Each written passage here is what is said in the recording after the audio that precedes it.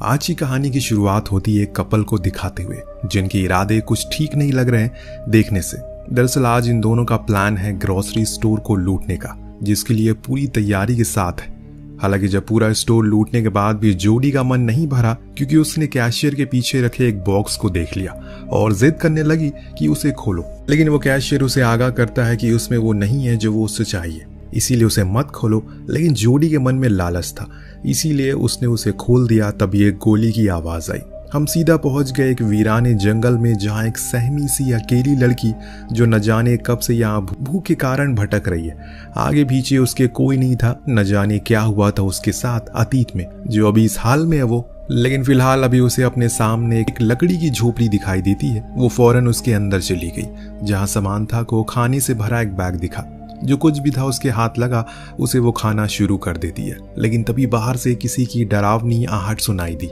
कोई तो है जो इस तरफ बढ़ रहा है। इस डर के चलते ही समांथा वहां रखे एक बेड के नीचे छुप गई। तभी वो शख्स अंदर आया। हाथ में उसके एक कुल्हाड़ी थी, पर वो कौन था ये हम नहीं देख सके। उसने अपने खाने का बैग उठाया और चुपचाप चल पड़ा। नीचे छुपी समांथा चुपचाप सहमी सी छुपी रहती है। जब कुछ समय बीत गया तो उसने निर्णय लिया कि अब उसे यहाँ से बाहर निकलना चाहिए, इसीलिए वो फौरन भागने का फैसला करती है। लेकिन तभी अचानक उसकी टक्कर उसी आदमी से हो गई जिसका नाम टॉम था। लेकिन वो उसे कोई नुकसान नहीं पहुंचाता, बल्कि वो तो उसकी मदद करता है। जो देख समांथा उससे माफी मांगती है कि उसने उसके बैग से खाना चुराया, क्योंकि वो 2 दिन से भूखी थी। दरअसल उसकी कार खराब हो गई है बीच रास्ते में, तो उसका हस्बैंड पास के ही पेट्रोल पंप पर गया मदद के लिए, लेकिन अभी तक वो लौटा ही नहीं। इत्तेफाक की बात यहाँ ये थी कि टॉम की कार भी खराब हो चुकी है, बल्कि वो तो यहाँ 3 दिन से फंसा हुआ है। अब ये सुनते ही समांथा घबरा गई और कहा कि उसे जाना होगा अपनी पति के लिए, हो सकता है कि वो आ गया हो। तो टॉम भी उसके साथ जाता है, लेकिन वहां कोई नहीं था, इसीलिए दोनों वहां एक नोट छोड़ देते हैं। कुछ गर्म कपड़े लेकर वापस उसी झोपड़ी में आ गए। अब रात होने पर यहाँ का तापमान बहुत ज्यादा गिर जाता है, इसीलिए टॉम उसे कंबल ओढ़ने को कहता है, जो वो कार से लेकर आई थी। पर उसे ये समझ नहीं आया कि उसका पति उसे ऐसे बीच जंगल में अकेले छोड़कर क्यों चला गया। साथ लेकर भी तो जा सकता था। तो समांथा ने बताया कि वो प्रेग्नेंट है, इसीलिए उसने ऐसा किया होगा। ये सुनने पर टॉम उसके बेड पर सोने को कहता है और खुद जमीन पर सोने की बात करता है।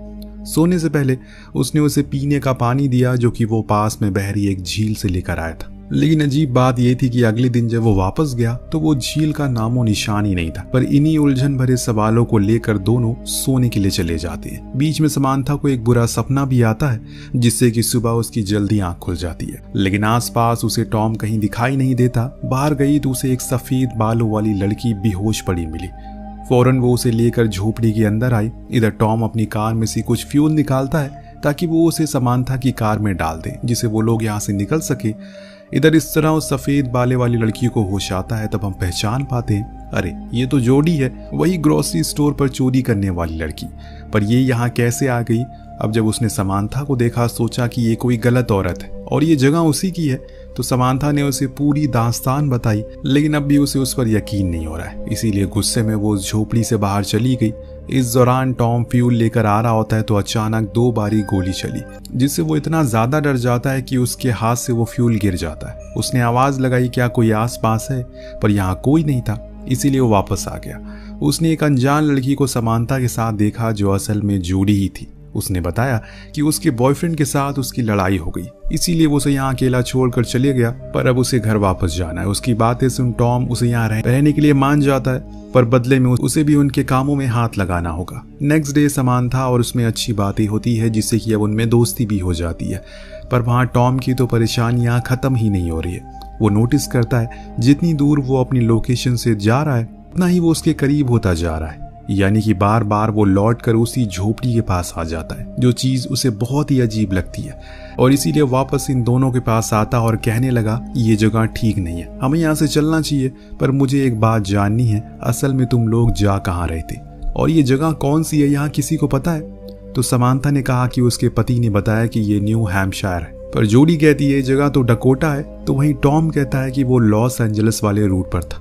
इन सब बातों के बाद अब ये समझ चुके हैं कि ये बहुत बड़ी मुसीबत में है, और इसीलिए टॉम ने मन बनाया कि वो लोग कल सुबह जितनी दूर जा सकते हैं उतनी दूर जाएंगे, ताकि किसी की मदद ले सके या फिर कुछ और तरीका निकाल सके इस जगह से बाहर निकलने का।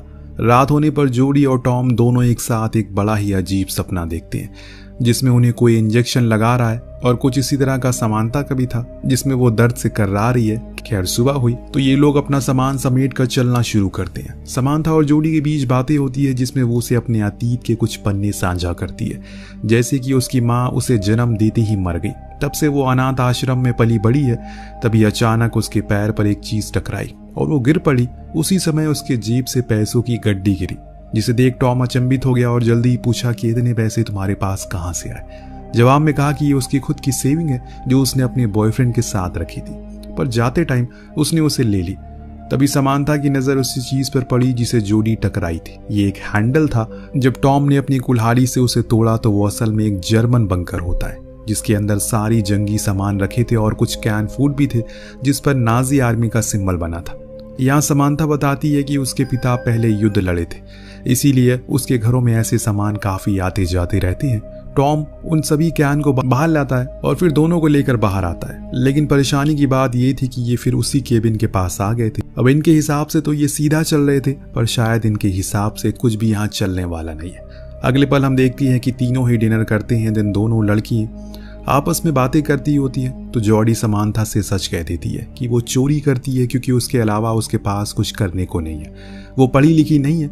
समानता ने उसे गुजारिश की क्या वो उन पैसों को दोबारा देख सकती है जो उसने लूटे थे, क्योंकि इतने पैसे उसने आज तक कभी नहीं देखे। तो जॉडी खुशी खुशी उसे वो पैसे दिखा देती है, जो देख उसे हंसी आ गई क्योंकि ऐसा लगा कि वो मजाक कर रही है, क्योंकि उस पर स्टाम्प 1984 का था। उसके हिसाब से वो पैसे फ्यूचर के हैं, पर जॉडी ने कहा कि नहीं, वो 1984 ही में रहती है, लेकिन समानता के हिसाब से ये साल तो 1964 का है। अब ये सब कुछ बहुत ही अजीब था, यानी कि दो औरतें हैं, सेम जगह पर हैं, लेकिन डिफरेंट टाइमलाइन से, अलग अलग समय से हैं। अब जब टॉम आया तो उसे भी यही सवाल किया गया कि वो किस साल से है, तो वो कहता है कि वो 2011 से है। अब ये सुनने के बाद उन दोनों ने अपनी पूरी कहानी बताई। पहले तो टॉम को ये सब मजाक लगा, लेकिन उनके शब्दों के भारीपन को देखते हुए वो समझ गया कि जरूर कुछ तो गड़बड़ है। इतने में अचानक बाहर से गोली चलने की आवाज आई। कौन बार बार गोली चला रहा है? जब देखा गया तो पता चला कि वो कोई अनजान शख्स है जिसके हाथ में बंदूक है। इन्हें मदद की जरूरत थी, इसीलिए वो बाहर आया। उसे कहने लगा कि वो लोग मुसीबत में हैं, पर वो आदमी जर्मन में कुछ बोलने लगता है जो वो समझ नहीं पाया, लेकिन इतना वो समझ गया कि वो उस कुल्हाड़ी